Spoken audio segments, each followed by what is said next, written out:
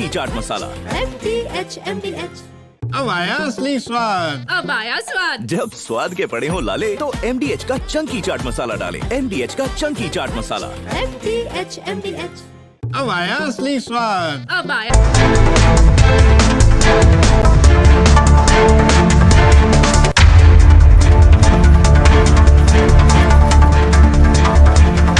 नमस्कार, मैं हूं सैयद सुहेल और आप देख रहे हैं आपका नंबर 1 शो ये भारत की बात है। उम्मीद करते हैं आप सभी पूरी तरह से फिट होंगे और बहुत बहुत सेहतमंद होंगे।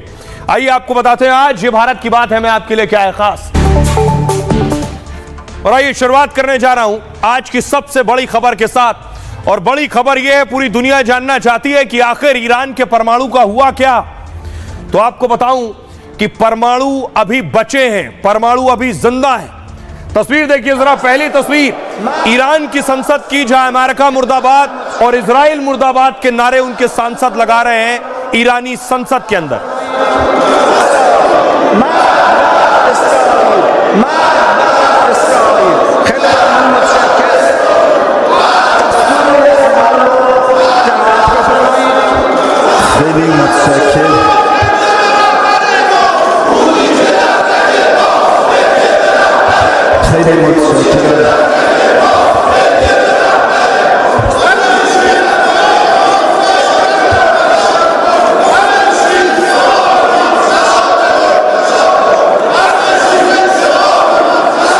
तस्वीर आप ईरानी पार्लियामेंट की देख रहे हैं, जहां सीजफायर के बाद, जंग रुकने के बाद ईरानी सांसद देखिए सामने आ गए और नारे लगाने लगे इजराइल मुर्दाबाद और अमेरिका मुर्दाबाद। ये देख रहे हैं वो कमांडर, वो साइंटिस्ट जिन्हें मारा है इजराइल ने, उनकी तस्वीरें ईरान की सड़कों पर लगी हुई हैं, उनके पोस्टर लगे हुए हैं। ये वो कमांडर हैं, ये वो वैज्ञानिक हैं जिन्हें इजराइल ने मार दिया है। ईरानी कमांडर और वैज्ञानिकों की तस्वीरें ईरान में चौक चौराहों, सड़कों और हाईवे पर ये पोस्टर लगे हुए हैं। दूसरी तरफ अमेरिका, ये डोनाल्ड ट्रंप ने ट्वीट किया है। ट्रंप ने लिखा है कि मैंने खमनेई तुम्हें बोला था तुम्हें डिब्बे में बंद कर दूंगा। ये फोल्डो की ट्रंप ने तस्वीरें साझा की और कहा देखिए सैटेलाइट इमेज कि फोल्डो में हमने परमाणु ठिकाने तबाह कर दिए। ये फोल्डो ईरान का न्यूक्लियर ठिकाना, जहां की तस्वीर, जहां बॉम्बर ने बम गिराए थे। और उसके बाद देखिए दावा है ट्रंप का कि वो फोल्डो के ठिकाने तबाह हो गए। लेकिन अमेरिकी खुफिया रिपोर्ट यह कह रही है कि ईरान के परमाणु तबाह नहीं हुए, ईरान के परमाणु को ज्यादा नुकसान नहीं हुआ। यह अमेरिकी रिपोर्ट का दावा है।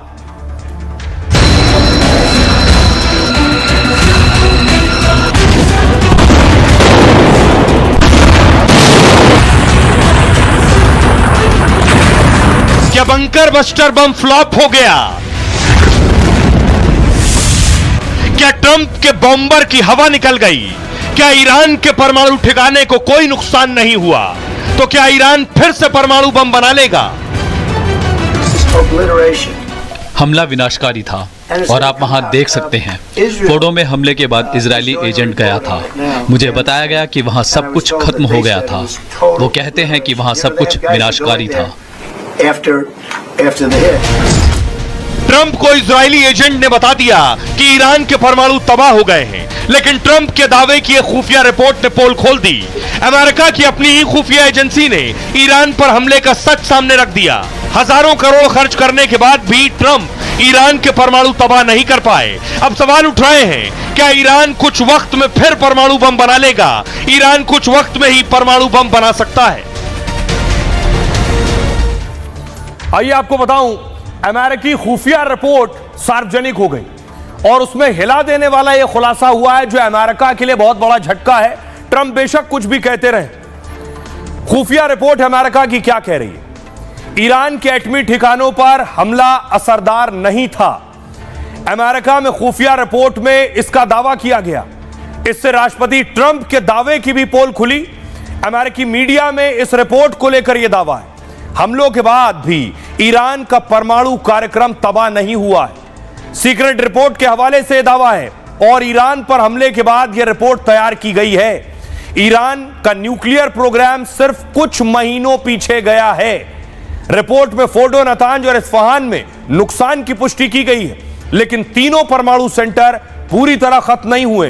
राष्ट्रपति ट्रंप ने इस रिपोर्ट को फेक न्यूज करार दिया। ट्रंप ने अमेरिकी मीडिया की रिपोर्ट को कहा यह झूठी है। ट्रंप का दावा है हमले के बाद इजरायली एजेंट मौके पर पहुंचा। इजरायली एजेंट ने वहां सब कुछ खत्म होने का दावा किया है। इजरायली एजेंट के फोर्डो परमाणु सेंटर जाने का दावा है। ट्रंप ने इजराइल ईरान की तुलना स्कूली बच्चों से की। स्कूल के मैदान में बहस करने वाले बच्चे जैसे दोनों। मैंने कहा उन्हें 2 या 3 मिनट लड़ने दो, फिर हम दोनों को जंग से रोक लेंगे। हिरोशिमा नागासाकी की तरह अमेरिका ने जंग खत्म करवाई। ईरानी परमाणु कार्यक्रम अब कई साल पीछे चला गया है। ट्रंप कह रहे हैं अगर ईरान परमाणु संवर्धन करता है तो अमेरिका फिर हमला करेगा। सुनिए जरा, ट्रंप कह रहे हैं कि उनके पायलट्स ने शानदार मारा है, लेकिन उनकी रिपोर्ट कह रही है मारा है लेकिन हुआ कुछ नहीं। सुनिए। Very unfair to the pilots. Iran में अमेरिकी पायलटों ने शानदार काम The only reason किया। I cared about it. अमेरिकी सेना में शामिल लोगों ने बेहतर काम किया, They flew into लेकिन the उन्हें hornet's nest इसका and then they credit got नहीं दिया जा रहा। hurt so badly by मुझे लगता है कि इसे पूरी तरह से नष्ट कर दिया गया है। unbelievable job like हम that. यहाँ इसलिए हैं क्योंकि उन पायलटों, उन B-2 पायलटों ने अविश्वसनीय काम किया और कुछ जगहों पर फर्जी खबरें चलाई जा रही हैं। ये उन महान पायलटों को चोट पहुंचाना है जिन्होंने अपनी जान जोखिम में डाली। अब सवाल यह है कि अमेरिका कह रहा है हमने तो परमाणु खत्म कर दिए, तीनों परमाणु ठिकानों पर हमने बम बरसाए, परमाणु तबाह हो गए और ईरान का परमाणु कार्यक्रम खत्म हो गया। लेकिन सुनिए जरा, मशहूर और वरिष्ठ वैज्ञानिक सर्जन पाल सिंह बता रहे हैं क्या अमेरिकी बमबारी में ईरान के परमाणु वाकई तबाह हो गए। सुनिए। अमेरिका ने जो बम गिराया है इससे क्या उसके परमाणु खत्म हो गए?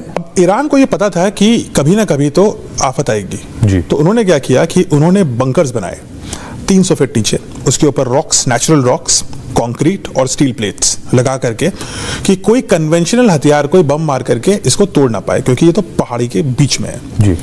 अमेरिका ही एक कंट्री थी जिसके पास बंकर बस्टर बॉम्ब थे। बंकर बस्टर बॉम्ब क्या करते हैं, 250 फीट काटते हुए नीचे जाते हैं जी, 15,000 किलोग्राम का, फिर दूसरा बम उसी गड्ढे में गिरा देते हैं, तो 250 या 300 फीट पे you can destroy anything. Natanz और फुर्दो में जो बंकर बस्टिंग बॉम्ब्स डाले हैं उसका मेन मकसद था सेंट्रीफ्यूजेस को तोड़ देना।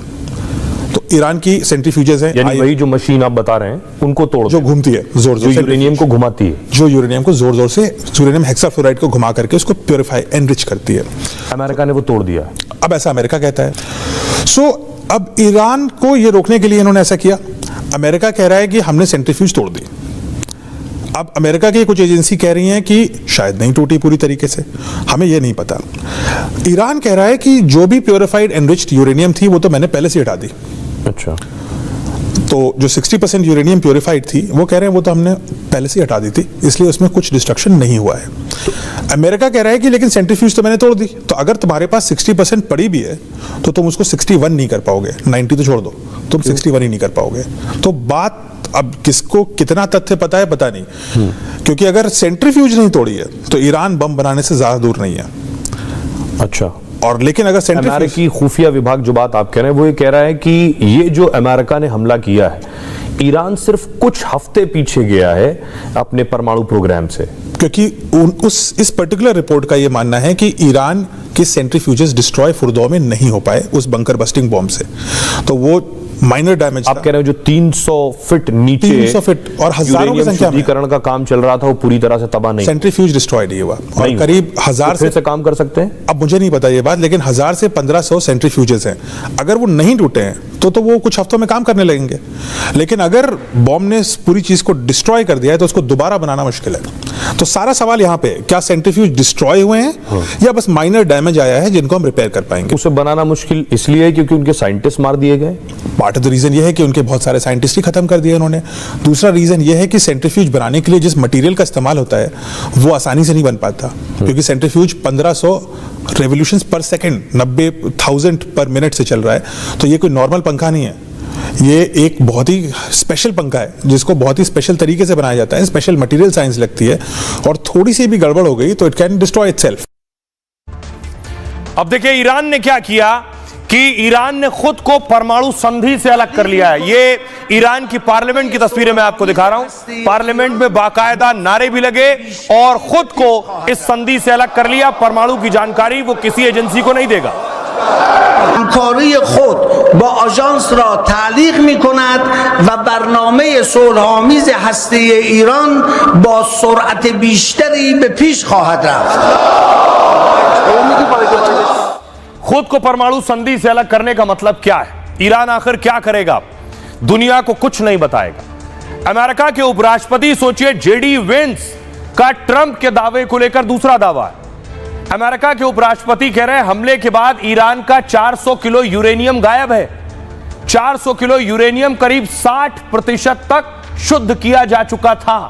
परमाणु बम बनाने के लिए 90% शुद्ध यूरेनियम चाहिए।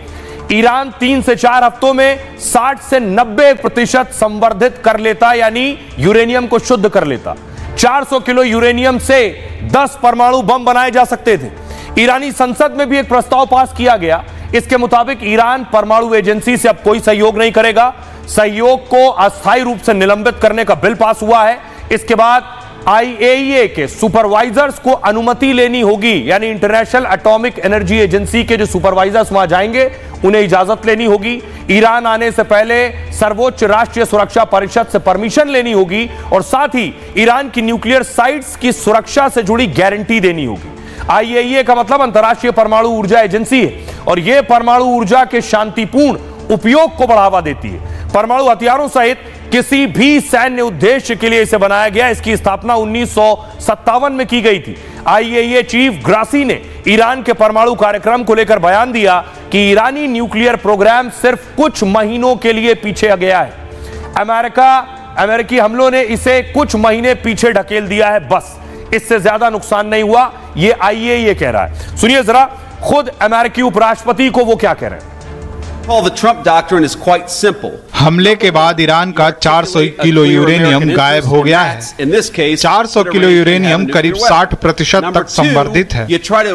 परमाणु बम बनाने के लिए 90% संवर्धित होना जरूरी होता है। ईरान 3-4 हफ्तों में 60 से 90% संवर्धित कर लेता। 400 किलो यूरेनियम से 10 परमाणु बम बनाए जा सकते हैं। तो अब सवाल यह है कि 400 किलो यूरेनियम गायब हो गया, खुद उपराष्ट्रपति कह रहे हैं 10 परमाणु बम बन सकते हैं इससे। यह तस्वीर ईरान ने जारी की थी, आपको याद है, और लिखा था हो सकता है परमाणु बम हो हमारे पास। सच दुनिया को नहीं बता रहा है। तो एक सवाल सभी के दिमाग में चल रहा है, क्या ईरान फिर से परमाणु बम बना लेगा? सुनिए जरा वरिष्ठ साइंटिस्ट वैज्ञानिक सृजन पाल जी क्या कह रहे हैं इस पर। ईरान क्या अभी भी परमाणु बम बनाने की स्थिति में है? बना लेगा, बना कर रहेगा? आपको लगता है ऐसी स्थितियां हैं? कॉम्प्लिकेटेड है। अब यहाँ पे हम जियोपॉलिटिक्स में आ जाते हैं, क्योंकि ये संभव है कि इस पूरे युद्ध के बाद जो ईरान की करंट रेजीम है वो इतनी कमजोर हो जाए और उसको मिलिट्री उखाड़ फेंके। ऐसा होगा तो कुछ अच्छा नहीं होगा, ये तो और बुरा होगा। अच्छा। क्योंकि मिलिट्री तो विल डेफिनेटली परस्यू, अगर उनके ऊपर एक मिलिट्री डिक्टेटरशिप आ गई तो वो तो डेफिनेटली परस्यू करेंगे न्यूक्लियर बॉम्ब। ईरान के पास अब 2-3 रास्ते हैं। या तो वो नेगोशिएट करे, एक पीसफुल सेटलमेंट करे, जो सब चाहेंगे, लेकिन उसमें उसको इतना दबाया नहीं जा सकता कि उसको कुछ मिले ही ना और उसको लगे कि मेरा तो नुकसान ही नुकसान है इसमें। दूसरा तरीका यह है कि वो अपने यूरेनियम एनरिचमेंट फैसिलिटी जो भी डैमेज हुई है, अगर कम हुई है तो रिपेयर करे और सीक्रेटली वो अपने बचे हुए 60% को 90% पे ले जाएगा। उसका मकसद ये होगा कि इसको सीक्रेटली ले जाएं और एक दिन टेस्ट करेंगे, वो तो सबको पता लगेगा, लेकिन उस दिन दुनिया बदल चुकी होगी। क्योंकि फिर उसके बाद ईरान को इस तरीके से अटैक करना पॉसिबल नहीं होगा, क्योंकि ईरान के पास हाइपरसोनिक डिलीवरी मैकेनिज्म है जिससे वो इजराइल में तो न्यूक्लियर बॉम्ब डिलीवर कर सकता है।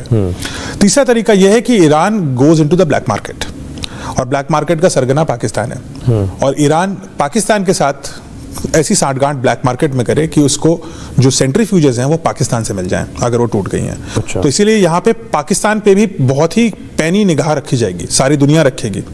तो जो लोग कह रहे थे ट्रंप इससे मिले उससे मिले, वो पार्ट ऑफ द रीजन ये भी हो सकता है। नोबेल पुरस्कार नहीं था वजह। नोबेल पुरस्कार से ज्यादा वो ये होगा कि ये सेंट्रीफ्यूज में तोड़ने वाला हूँ, अच्छा, आप इसको देना नहीं, क्योंकि इससे पहले कर चुका है पाकिस्तान ऐसा काम। Pakistan has sold blueprints of centrifuges and nuclear plans, अलग अलग देशों को बेचा है उसको, एक खान नेटवर्क जिसको बोलते हैं।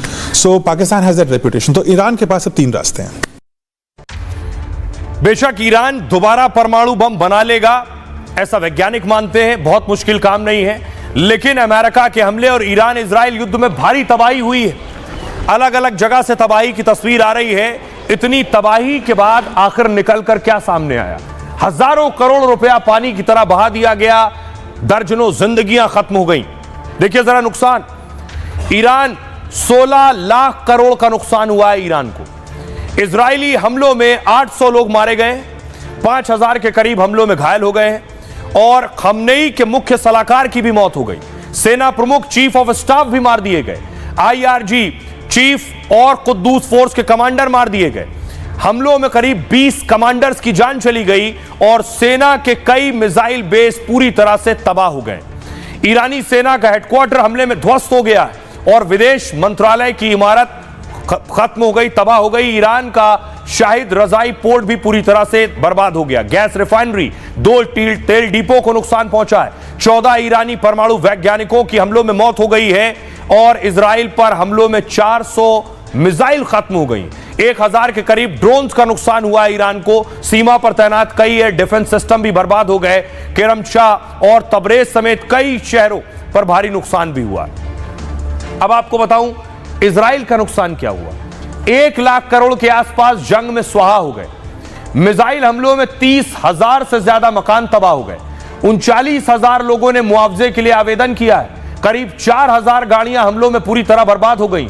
सबसे ज्यादा नुकसान राजधानी तेल अवीव में हुआ है। हाइफा, यरूशलेम, बीरशेबा में भयंकर तबाही आई है। ईरानी मिसाइली हमलों में करीब 30 नागरिकों की भी मौत हुई और 600 के करीब इजरायली नागरिक घायल हुए हैं। खुफिया एजेंसी मोसाद का हेडक्वार्टर बर्बाद हो गया है। बीरशेबा में 10 लाख लोगों का इलाज करने वाला अस्पताल खत्म हो गया और नेवातिम बेस पर मिसाइल हमलों में बहुत नुकसान हुआ है। ईरान पर हमले में 330 से ज्यादा हथियार साफ हो गए। नुकसान अमेरिका का भी हुआ है। ईरान पर हमले में 3,500 करोड़ का नुकसान अमेरिका को। 2,422 करोड़ के 7 बंकर बस्टर बम से हमला हुआ। 612 करोड़ की 36 टॉम क्रूज मिसाइल मारी गई और टॉम हॉक मिसाइल मारी गई। 326 करोड़ B-2 बॉम्बर की उड़ान पर खर्च हुआ और मिशन के लिए बॉम्बर ने 37 घंटे उड़ान भरी थी। इतना नुकसान हुआ। आप देखिए ट्रंप क्या कह रहे हैं। ट्रंप कह रहे हैं फिर से परमाणु बनाएगा तो फिर से मारूंगा। सुनिए। ईरानी परमाणु कार्यक्रम दशकों पीछे चला गया है। मुझे नहीं लगता कि वे फिर कभी ऐसा करेंगे। अगर ईरान अपनी यूरेनियम संवर्धन सुविधाओं को दोबारा निर्माण करता है तो अमेरिका फिर से हमला करेगा। ईरान और इजरायल अब एक दूसरे से नहीं लड़ेंगे क्योंकि वे लड़ चुके हैं। दोनों ठीक वैसे ही लड़ते हैं जैसे 2 बच्चे स्कूल में लड़ते हैं। उन्हें ऐसे शांत नहीं किया जा सकता। मैंने कहा उन्हें 2-3 मिनट लड़ने दीजिए, फिर उन्हें रोकना आसान होता है।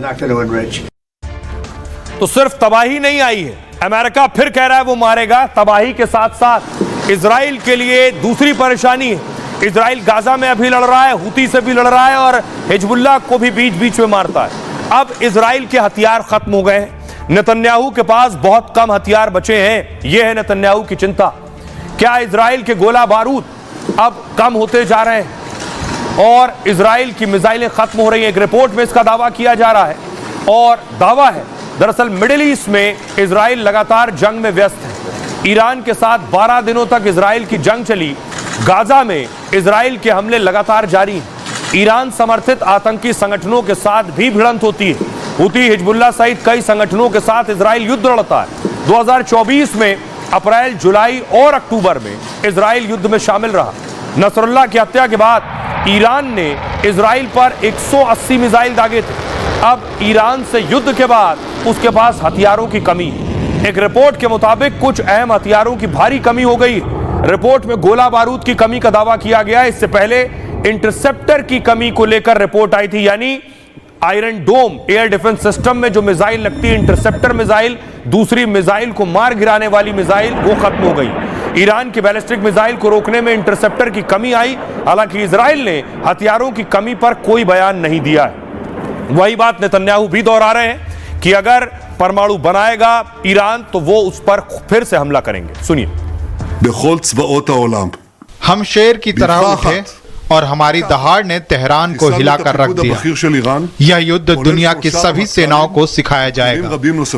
हमने अराक, नतांज और इस्फहान में महत्वपूर्ण सुविधाओं को नष्ट कर दिया। हमने एक ऐतिहासिक जीत हासिल की। हमने 2 खतरों को दूर कर दिया। फोर्डो में भूमिगत संवर्धन स्थल को नष्ट कर दिया गया। यदि कोई परमाणु परियोजना को पुनर्जीवित करने का प्रयास करता है तो हम उसी बल के साथ फिर हमला करेंगे। अब बड़ी बात यह है कि नेतन्याहू कह रहे हैं वो फिर मारेंगे।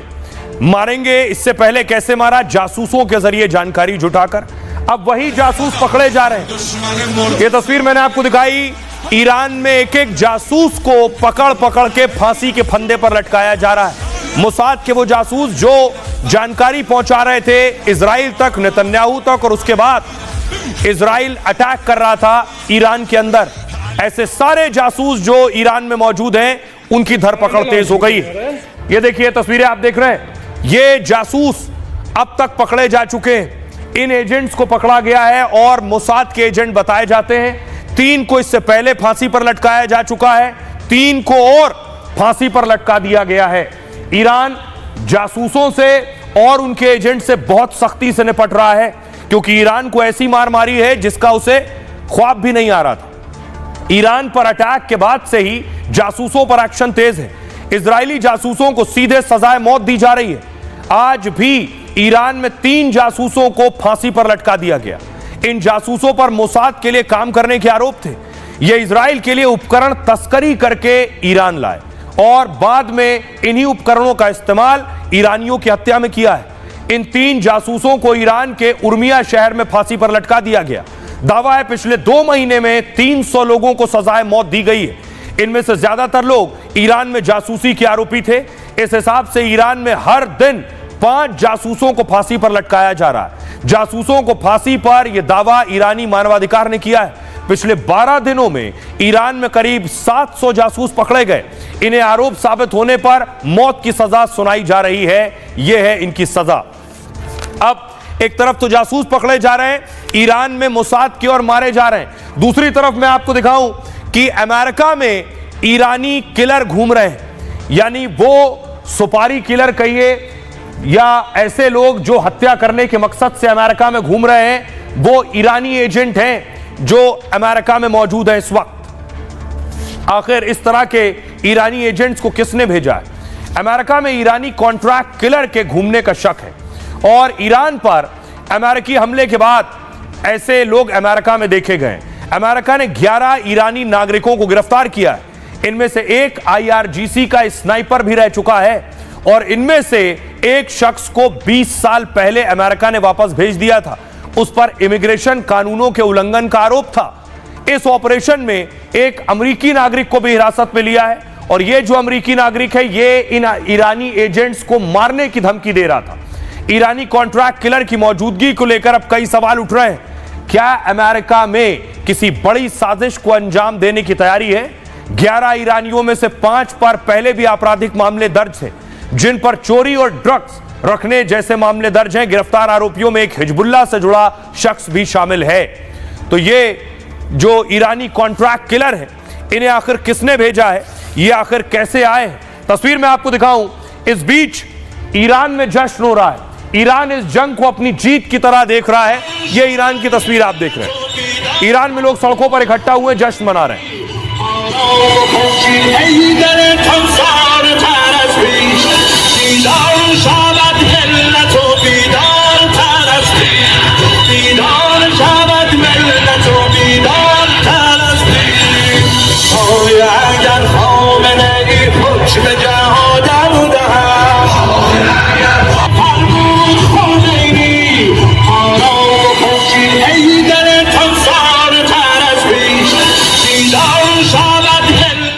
लेकिन सवाल यह है, क्या वाकई ईरान की जीत है, इजराइल की जीत है, अमेरिका की जीत है, या फिर कोई डील है? क्या कोई ईरान और अमेरिका के बीच डील हो गई है? अमेरिका बहुत से प्रतिबंध हटाने शुरू कर रहा है ईरान के ऊपर जो लगाए गए थे, और इससे पहले कल ट्रंप कह चुके हैं कि वो खमनेई का तख्ता पलट नहीं करेंगे। हमले के बाद भी ट्रंप ईरान पर मेहरबान है। ईरान पर लगे प्रतिबंध को कम करने के संकेत दे रहे हैं। दरअसल ट्रंप ने एक बार फिर यू टर्न लिया। ट्रंप ने सोशल मीडिया पर पोस्ट किया, चीन अब ईरान से तेल खरीद सकता है, उम्मीद है वो अमेरिका से भी खरीदेंगे। ट्रंप ने मार्च में चीनी कंपनियों पर बैन लगाया था, ईरान से तेल खरीदने के आरोप में बैन लगाया था। दरअसल चीन चोरी छुपके ईरान से तेल खरीदता है। ट्रंप के फैसले के बाद अब यह आसान हो जाएगा। ट्रंप ईरान से परमाणु डील पर भी आगे बढ़ सकते हैं, ईरान के परमाणु कार्यक्रम पर भी डील कर सकते हैं। ट्रंप किसी हाल में ईरान को परमाणु बनाने नहीं देना चाहते। हालांकि ईरान ने इस तरह के कोई संकेत नहीं दिए। अमेरिका ने पाकिस्तान के साथ भी पहले ऐसा किया था। पाकिस्तान को आखिरी वक्त तक डील की पेशकश की थी कि परमाणु मत बनाओ, लेकिन फिर भी पाकिस्तान ने परमाणु विस्फोट किया था। आइए अब आपको सुनवाता हूं, सुनिए जरा इंटरनेशनल एटॉमिक एनर्जी एजेंसी के चीफ क्या कह रहे हैं। परमाणु ऊर्जा एजेंसी के चीफ को सुनिए। Iranian foreign minister तेहरान बुनियादी ढांचे का पुनर्निर्माण कर सकता है। कुछ बुनियादी ढांचे हमलों से बच गए हैं और बुनियादी ढांचे का पुनर्निर्माण असंभव नहीं है। ये ऐसा काम है जिसे ईरान करना जानता है। इसमें कुछ समय लगेगा, हमें वापस लौटना होगा, हमें एकजुट होना होगा। दुनिया में जो जंग के हालात बने हुए हैं, इस जंग के हालात के बीच हो क्या रहा है, हथियारों की होड़ शुरू हो गई है। नेटो, दुनिया का जो सबसे मजबूत संगठन है नेटो, आज उसकी बैठक थी। आप देखिए उस बैठक में शामिल होने के लिए डोनाल्ड ट्रंप पहुंचे और दिलचस्प ये है कि ज़ेलेंस्की भी सूट पहनकर पहुंचे। आपको याद होगा ट्रंप से मिलने ज़ेलेंस्की टी शर्ट में गए थे, ट्रंप ने उन्हें कहा था कि ठीक से सूट पहनकर आते। तो आज नेटो के कार्यक्रम में देखिए ज़ेलेंस्की भी सूट बूट में गए।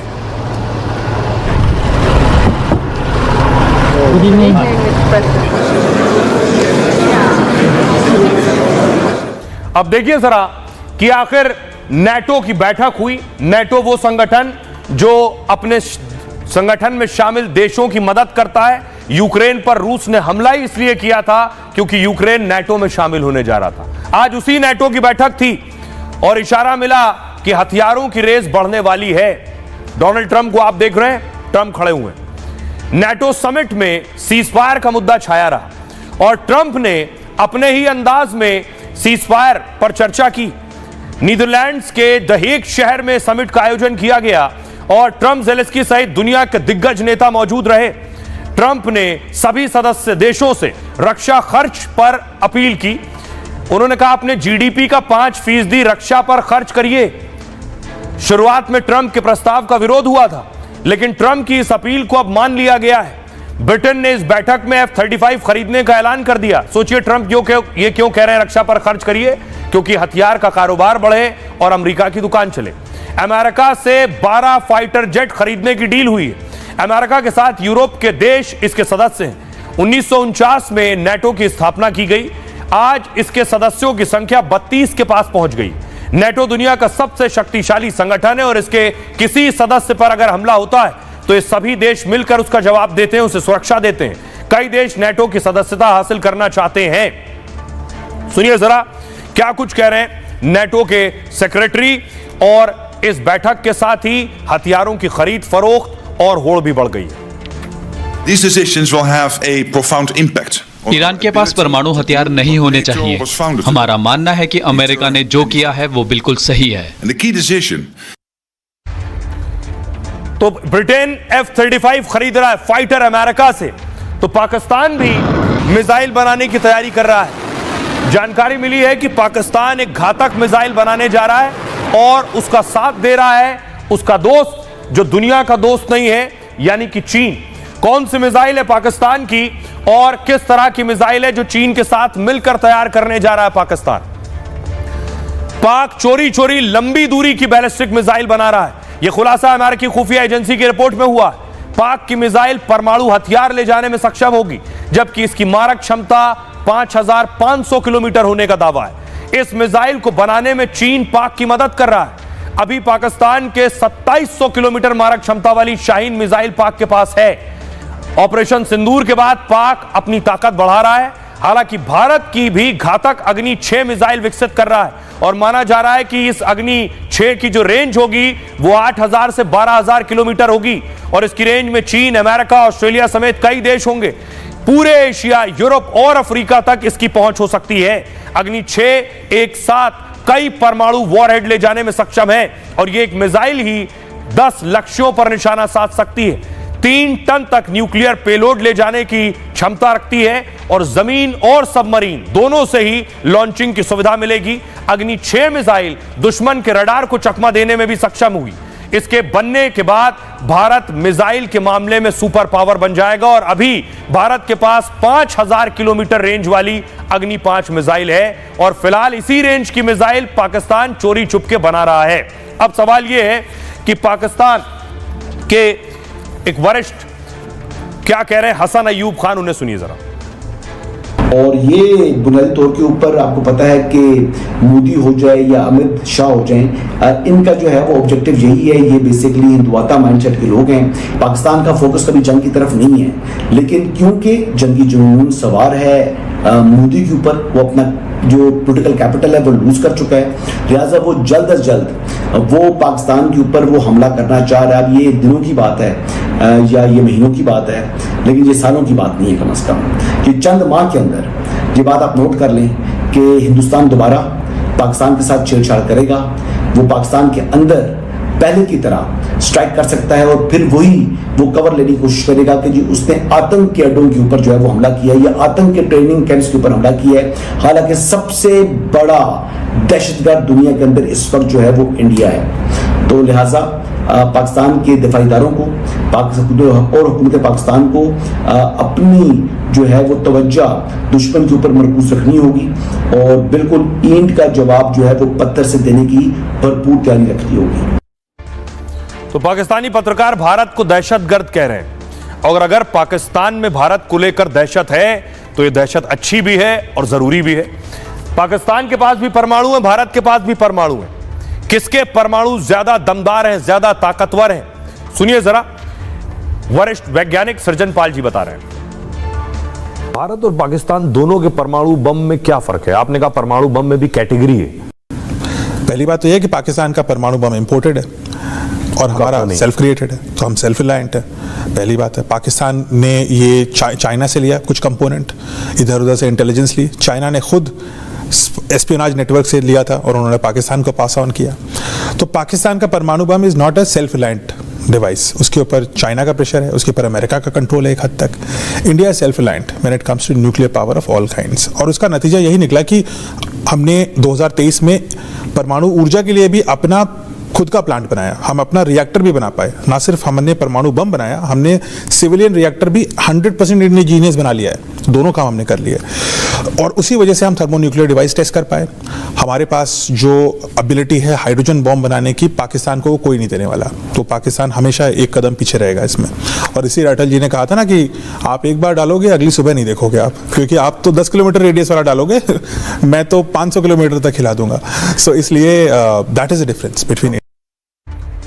तो पाकिस्तान के परमाणु का हाल आपने देख लिया, वैज्ञानिक बता रहे थे। अब सवाल यह है, जंग रुक गई, ट्रंप को फिर नोबेल पुरस्कार के लिए नॉमिनेट कर दिया गया है। ट्रंप अब जिद पर अड़े हैं कि कुछ भी हो जाए, अमेरिका के पुराने राष्ट्रपति सब नोबेल ले जा चुके हैं, उन्हें भी नोबेल चाहिए ही चाहिए, भले ही खुद ही नोबेल पहन ले वो। ट्रंप को फिर नोबेल शांति के लिए नामांकित किया गया है। नामांकन असाधारण और ऐतिहासिक भूमिका के लिए है, जिससे उन्होंने इजराइल ईरान में सीजफायर कराया। ट्रंप को नामित करने वाले अमेरिकी संसद के सदस्य हैं। बड़ी कार्टर ने ट्रंप को इस पुरस्कार के लिए चुना है। उन्होंने नोबेल शांति पुरस्कार समिति को पत्र लिखा है, बताया कि ट्रंप की अगुवाई में ईरान इजराइल जंग खत्म हो गई। ट्रंप ने 12 दिन से चल रहे युद्ध को समाप्त कराने में मदद की है। उनकी कोशिशों से एक बड़े क्षेत्रीय संघर्ष को टाल दिया है। आतंकवाद प्रायोजक देश को परमाणु हासिल करने से रोका है और राष्ट्रपति ट्रंप ने असंभव समझे जाने वाला समझौता करवा दिया है। ये कोशिशें शांति, अंतर्राष्ट्रीय एकता के आदर्श को दर्शाती है, इसलिए ट्रंप को नोबेल शांति पुरस्कार दिया जाना चाहिए। हालांकि नोबेल देने का फैसला नोबेल पीस कमेटी करती है। अब तक अमेरिका के 4 राष्ट्रपतियों को नोबेल पुरस्कार मिला है। 2009 में पुरस्कार अमेरिका के 44वें राष्ट्रपति ओबामा को मिला। अंतर्राष्ट्रीय कूटनीति और सहयोग मजबूत करने पर नोबेल दिया गया। अब यही सम्मान अमेरिकी राष्ट्रपति डोनाल्ड ट्रंप भी पाना चाहते हैं। इससे पहले पाक भी नोबेल नामांकन कराने के लिए ऐलान कर चुका है। ट्रंप के साथ लंच के बाद मुनीर ने घोषणा कर दी थी लेकिन ईरान पर अमेरिकी हमले के बाद मामला ठंडा पड़ गया और अब एक बार फिर ट्रंप को नोबेल के लिए नामांकित कर दिया गया है। सुनिए जरा इस पर इजराइल का क्या कुछ कहना है। इसमें कोई संदेह नहीं कि राष्ट्रपति ट्रंप नोबेल शांति पुरस्कार के हकदार हैं। हम नेतृत्व दिखाने के लिए राष्ट्रपति और प्रशासन के आभारी हैं।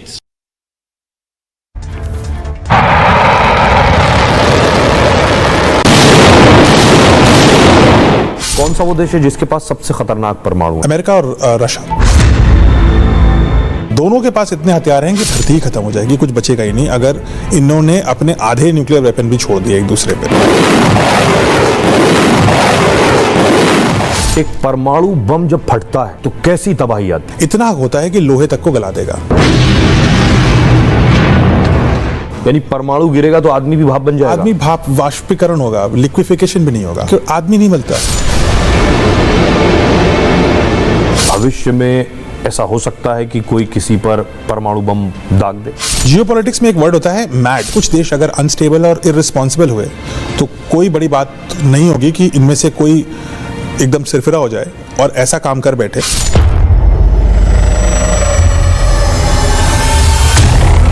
अमेरिका ने जो बम गिराया है, इससे क्या उसके परमाणु खत्म हो गए? ईरान क्या अभी भी परमाणु बम बनाने की स्थिति में है? क्योंकि अगर सेंट्रीफ्यूज नहीं तोड़ी है तो ईरान बम बनाने से ज्यादा दूर नहीं है।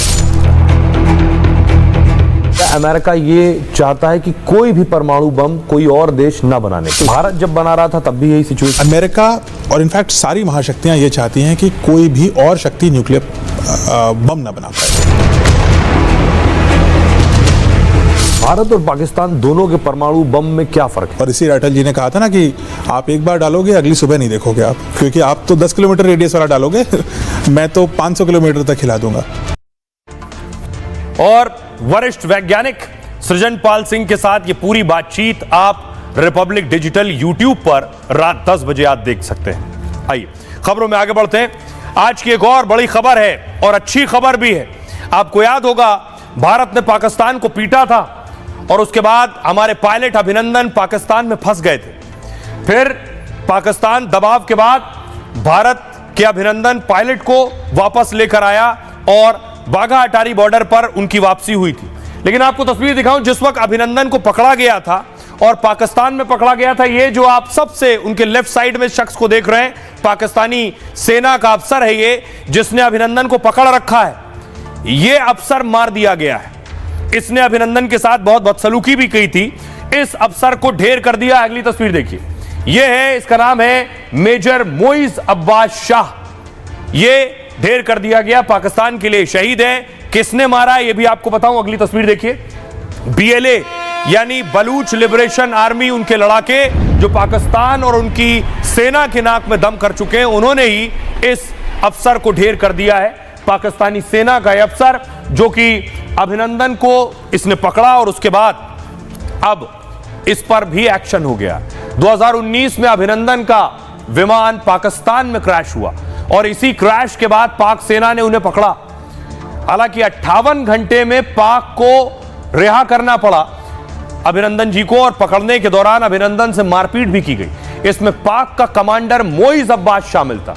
दक्षिणी वजीरिस्तान में हुए हमले में मोइज मारा गया है। इस हमले में उसके साथ ही एक और अफसर ढेर हुआ। मोइज पाक स्पेशल सर्विस ग्रुप का एक अफसर था और पाकिस्तानी सेना पर यह हमला TTP लड़ाकों ने किया। इससे पहले मई में TTP ने 20 पाक सैनिक ढेर कर दिए थे। 2024 से अब तक करीब 1200 पाकिस्तानी सैनिक मारे जा चुके हैं। यह है पाकिस्तानी सेना का हाल जो उन्हें झेलना पड़ रहा। आइए खबरों में आगे बढ़ते हैं। आज की एक और अच्छी खबर है और उस अच्छी खबर की तरफ रुख करते हैं कि आखिर भारत के लिए फख्र और गर्व की बात है। शुभांशु की ऐतिहासिक उड़ान, भारतीय, ये आप देख रहे हैं, शुभांशु प्रधानमंत्री नरेंद्र मोदी के साथ ये अंतरिक्ष की उड़ान के लिए निकल चुके हैं। प्रधानमंत्री शुभांशु से हाथ मिलाते हुए शुभांशु को सम्मानित किया था। ये 4 लोग चुने गए जिन्हें अंतरिक्ष में जाना है जब भारत का मिशन अंतरिक्ष पर जाएगा। लेकिन उससे पहले शुभांशु अंतरिक्ष पर गए। अगली तस्वीर दिखाऊं मैं आपको। ये वो तस्वीर है जिस वक्त शुभांशु और उनके साथ 3 सहयोगी अंतरिक्ष की उड़ान के लिए निकल रहे थे।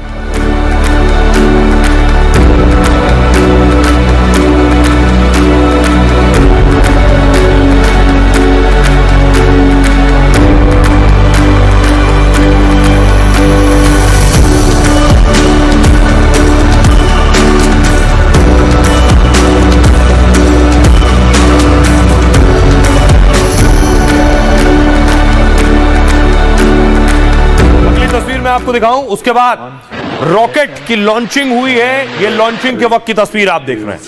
One ignition and lift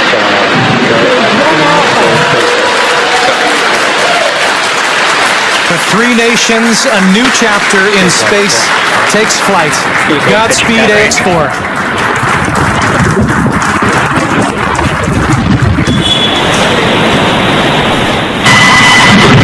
Thank you, Chuck.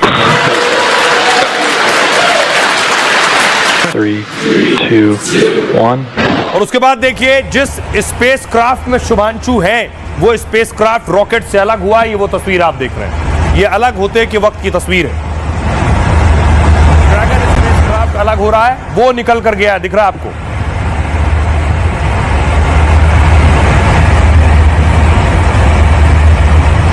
और इस मिशन के दौरान देखिए शुभांशु ने एक वीडियो रिकॉर्ड किया है। शुभांशु क्या कह रहे हैं, सुनिए। नमस्कार देशवासियों, व्हाट अ राइड। 40 साल बाद हम वापस अंतरिक्ष में पहुंच गए हैं और कमाल की राइड थी। इस समय हम 7.5 किलोमीटर प्रति सेकंड की रफ्तार से पृथ्वी के चारों तरफ घूम रहे हैं और मेरे कंधे पे मेरे साथ मेरा तिरंगा है जो मुझे बता रहा है कि नहीं हूँ, मैं आप सबके साथ हूँ। ये मेरे इंटरनेशनल स्पेस स्टेशन की जर्नी की शुरुआत नहीं है, ये भारत के ह्यूमन स्पेस प्रोग्राम की शुरुआत है और मैं चाहता हूँ कि आप सभी देशवासी इस यात्रा का हिस्सा बने। आपका भी सीना बहुत चौड़ा होना चाहिए, आप भी उतना ही एक्साइटमेंट दिखाइए। आइए हम सब मिलकर भारत के ह्यूमन स्पेस प्रोग्राम की जर्नी की शुरुआत करें। धन्यवाद। जय हिंद, जय भारत। शुभांशु कह रहे हैं भारत का अंतरिक्ष कार्यक्रम के लिए फायदा होगा। ये तस्वीर देखिए, शुभांशु के माता पिता, परिवार के लोग इमोशनल जिस वक्त बेटा अंतरिक्ष के लिए उड़ान भर रहा है।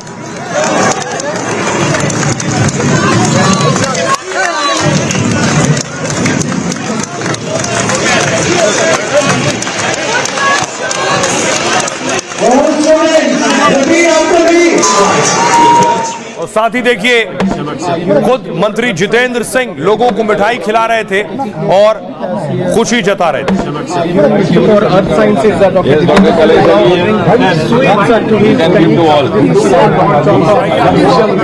शुभांशु की अंतरिक्ष की जो उड़ान है वो कब और किस वक्त शुरू हुई? भारतीय अंतरिक्ष यात्री शुभांशु शुक्ला स्पेस स्टेशन के लिए रवाना हुए। दोपहर 12 बजे के करीब फ्लोरिडा स्पेस स्टेशन से लॉन्चिंग हुई। स्पेस एक्स के फॉल्कन 9 रॉकेट से जुड़े ड्रैगन कैप्सूल ने उड़ान भरी। करीब 10 मिनट बाद स्पेस क्राफ्ट रॉकेट से अलग हो गया और 26 जून को शाम 4:30 बजे के करीब अंतरिक्ष यान स्पेस स्टेशन से जुड़ जाएगा। अंतरिक्ष में पहुंचने के बाद शुभांशु शुक्ला ने एक वीडियो संदेश जारी किया। क्या शानदार सफर है, मेरे कंधे पर लगा तिरंगा बताता है कि मैं आप सभी के साथ हूं। राकेश शर्मा के बाद शुभांशु शुक्ला स्पेस स्टेशन जाने वाले दूसरे भारतीय होंगे। 1984 में राकेश शर्मा सोवियत यूनियन के यान से अंतरिक्ष स्टेशन पर गए थे। एक्सियोम मिशन 4 नासा और इसरो के बीच सहयोग के तहत हो रहा है। इसे अमेरिकी कंपनी एक्सियोम स्पेस द्वारा संचालित किया जा रहा है। इस मिशन पर भारत ने करीब 548 करोड़ रुपए खर्च किए, जिसमें शुभांशु, उनके बैकअप, ग्रुप कैप्टन प्रशांत नायर की ट्रेनिंग का खर्चा है, उपकरण और अंतर्राष्ट्रीय साझेदारी में आया खर्च शामिल है। शुभांशु के अंतरिक्ष में जाने का अनुभव भारत के गगनयान मिशन में काम आएगा। गगनयान भारत का पहला मानव अंतरिक्ष मिशन है। इसरो से 2026 में लॉन्च करने की तैयारी कर रहा है, जिसमें 4 अंतरिक्ष यात्रियों को पृथ्वी की निचली कक्षा में भेजा जाएगा, फिर उनको सुरक्षित तरीके से वापस लाया जाएगा। उसका हिस्सा होंगे शुभांशु। आइए आपको सुनवाता हूं, सुनिए जरा क्या कुछ कह रहे हैं मंत्री जितेंद्र सिंह। जीवन से संबंधित भी प्रयोग इसी बार हो रहे हैं, पहली बार। और ये प्रयोग हमारे लिए एक बड़ा सुखद संयोग है कि हमारे जो वहाँ पर अंतरिक्ष यात्री हैं शुभांशु शुक्ला, उनके द्वारा हो रहे हैं और 7 उसमें प्रमुख प्रयोग है और जिनके किट भी भारत के द्वारा ही उपलब्ध करवाए गए। आइए अब आपको बताऊं कि आखिर ये तस्वीर आप देख रहे हैं, ये शुभांशु के घर की तस्वीर है। शुभांशु लखनऊ के रहने वाले हैं और उनके घर पर देखिए खास तैयारियां की गई थी। आप देख रहे हैं पोस्टर लगे हुए हैं और इसी तरह से सेलिब्रेट किया गया शुभांशु का जाना। अगली तस्वीर देखिए, ये शुभांशु के बचपन की तस्वीरें हैं। ये उनके बचपन की तस्वीरें। उसके बाद शुभांशु फाइटर पायलट भी रहे हैं। शुभांशु का तारुफ मैं आपको कराऊं। शुभांशु के साथ पूरा देश ऐसे भी जुड़ाव महसूस कर रहा है क्योंकि शुभांशु का ताल्लुक लखनऊ से ही है, उत्तर प्रदेश के लखनऊ से। 10 अक्टूबर 1985 को लखनऊ में शुभांशु का जन्म हुआ। शुरुआती पढ़ाई लखनऊ के सिटी मॉन्टेसरी स्कूल से हुई है और 12वीं करने के बाद नेशनल डिफेंस एकेडमी की परीक्षा पास की। यहीं से ग्रेजुएशन की डिग्री ली शुभांशु ने। 2006 में शुभांशु भारतीय वायुसेना में शामिल हुए।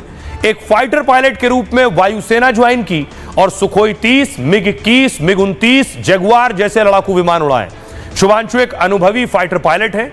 2000 घंटे से ज्यादा विमान उड़ाने का अनुभव है। 2019 में इसरो ने उन्हें गगनयान मिशन के लिए चुना। शुभांशु गगनयान के चुने गए 4 खास पायलट में शामिल थे। गगनयान मिशन के लिए 2019 से 21 तक रूस में ट्रेनिंग ली। रूस के यूरी गागेरिन और कॉस्मोनॉट ट्रेनिंग सेंटर में ट्रेनिंग ली है। भारत वापस लौटकर इसरो के बेंगलुरु सेंटर में ट्रेनिंग ली। 2024 में एयरफोर्स में ग्रुप कैप्टन के पोस्ट पर प्रमोट हुए। 7 फरवरी 2014 को एक्सियोम मिशन के लिए चुना गया और इसरो की तरफ से शुभांशु शुक्ला के नाम पर ऐलान हुआ। 25 जून 2025 शुभांशु स्पेस स्टेशन के लिए रवाना हो गए। आइए अब आपको बताऊं, सुनिए जरा क्या कुछ कह रहे हैं शुभांशु के माता पिता।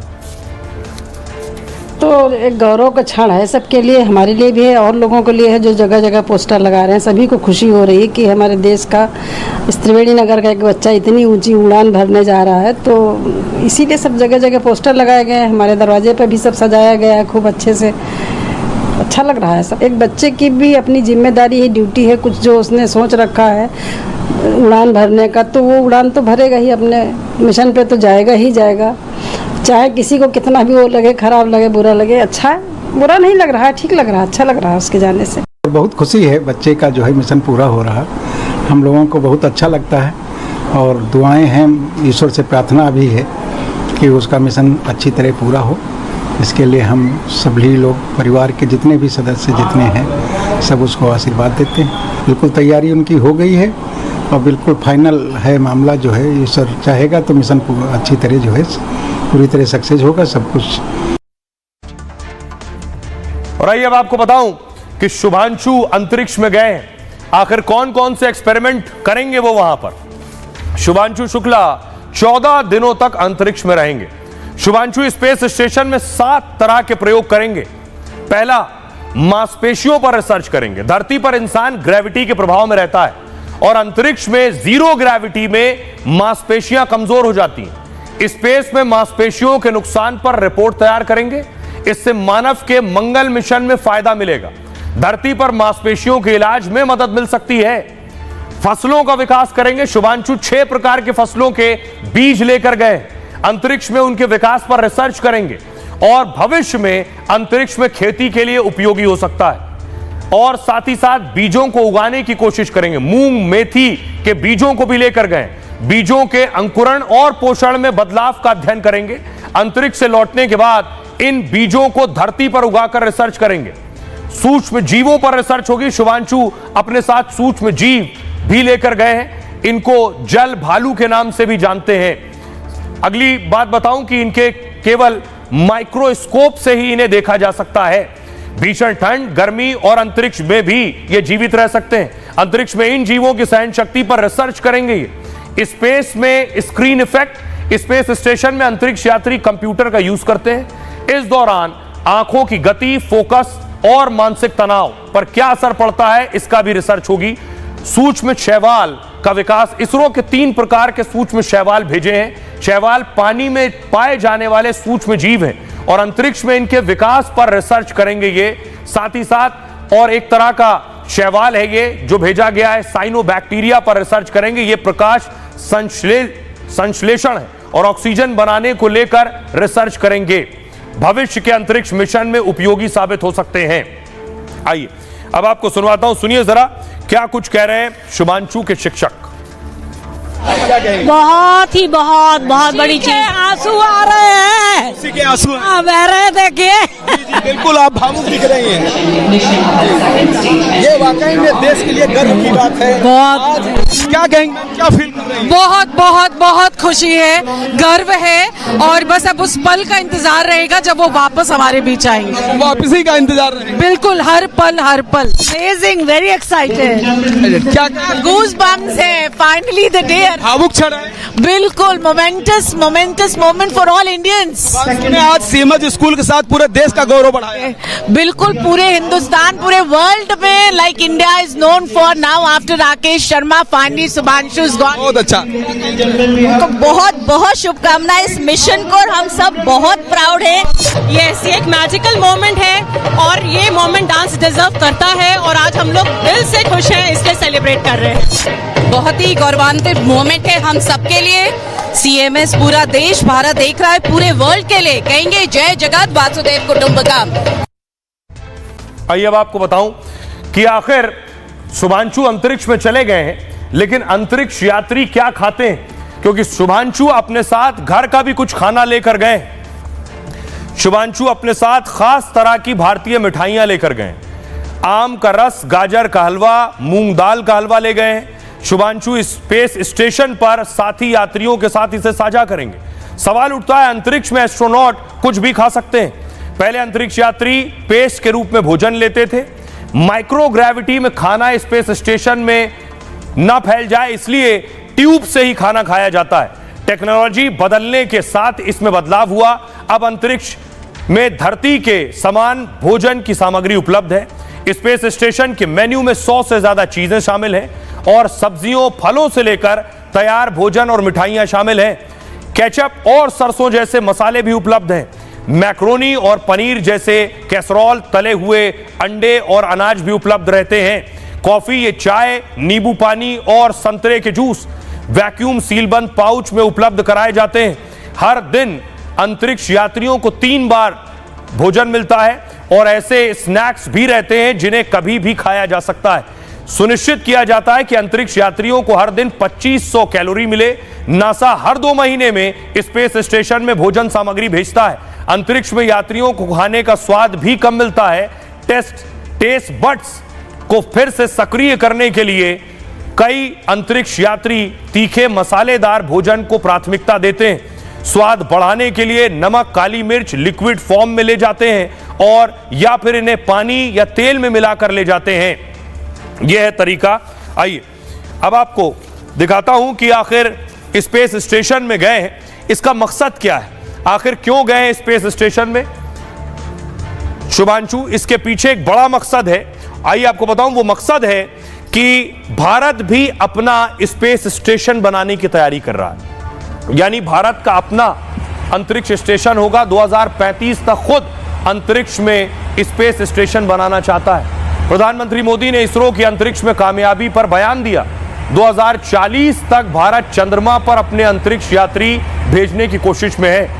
इसरो 2035 तक स्पेस में स्टेशन बनाने की तैयारी कर रहा है। इसे भारत अंतरिक्ष स्टेशन नाम दिया जाएगा। ऐसे में 41 साल बाद शुभांशु शुक्ला का स्पेस स्टेशन जाना अहम है। एक्सियोम मिशन 4 का अनुभव बहुत काम आएगा। शुभांशु शुक्ला को भारत के स्पेस स्टेशन की जिम्मेदारी मिल सकती है।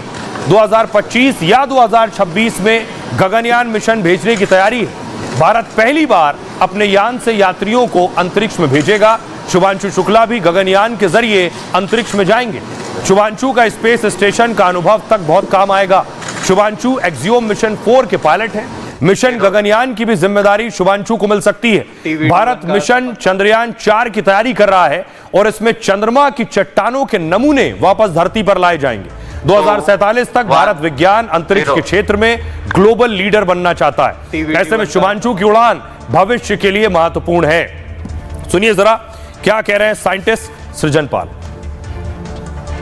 तो अपना स्पेस स्टेशन बनाना बहुत आवश्यक है, क्योंकि स्पेस स्टेशन होना भविष्य में किसी भी देश की मिलिट्री, टेक्नोलॉजिकल, कम्युनिकेशन और रिसर्च, इन सारी फील्ड्स के लिए इंपॉर्टेंट है। भविष्य में स्पेस, जैसे अमेरिका स्पेस फोर्स बना रहा है, वैसे ही भविष्य में सारे देशों को अपनी अपनी अंतरिक्ष सेनाएं बनानी होंगी। यानी स्पेस फोर्स बनेगी, इंडियन स्पेस फोर्स जैसी कुछ एंटिटी भी बनेगी। और उस चीज के लिए यह आवश्यक है कि हम एक अंतरिक्ष स्टेशन अपना रखें।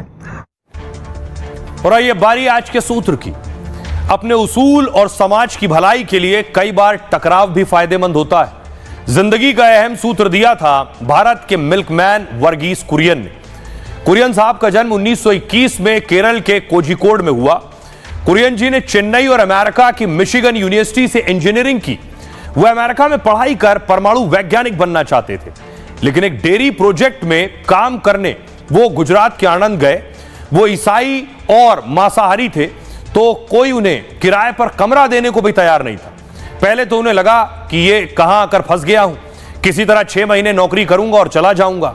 लेकिन जब वहां के लोगों की परेशानी और अंग्रेजों का दमन देखा तो कुरियन ने अपना सपना छोड़ दिया और दूध के कारोबार से अंग्रेजों को सबक सिखाने लगे। तब दूध के कारोबार पर ब्रिटिश कंपनी पोल्शन का कब्जा था। कंपनी किसानों और दूध वालों के साथ मनमानी करती थी। तब कुरियन किसानों के साथ एक आंदोलन में खड़े हो गए। 2 दूध वालों के साथ मिलकर उन्होंने अमूल कंपनी खड़ी की और फिर देखते ही देखते 500 गांव को अपने डेयरी मिशन में जोड़ लिया। अंग्रेज कंपनी का दबदबा तो खत्म हो चुका था, लेकिन दूध के क्षेत्र में भारत अब भी काफी पीछे था और बड़ी मात्रा में दूध पाउडर विदेश से आता था। तब कुरियन ने देश में श्वेत क्रांति छेड़ दी। वो नौकरशाहों और सरकार से भिड़ गए। देश के 10,000 से ज्यादा गांवों को डेयरी प्रोजेक्ट से जोड़ दिया। कुछ ही सालों में भारत को दूध के क्षेत्र में दुनिया में नंबर 1 पर पहुंचा दिया। अपने संघर्ष से कुरियन को जिंदगी का अहम सूत्र मिला। उन्होंने कहा, हर संकट में अगर आप ध्यान से देखेंगे तो आपको एक अवसर जरूर नजर आएगा। इसलिए मुश्किलों में परेशान होने के बजाय उसे मौका समझिए और उसका फायदा उठाइए। बहरहाल ये भारत की बात है में इतना ही। आप अपना और अपनों का बहुत बहुत ख्याल रखिए। रुक रहे हैं ब्रेक के लिए।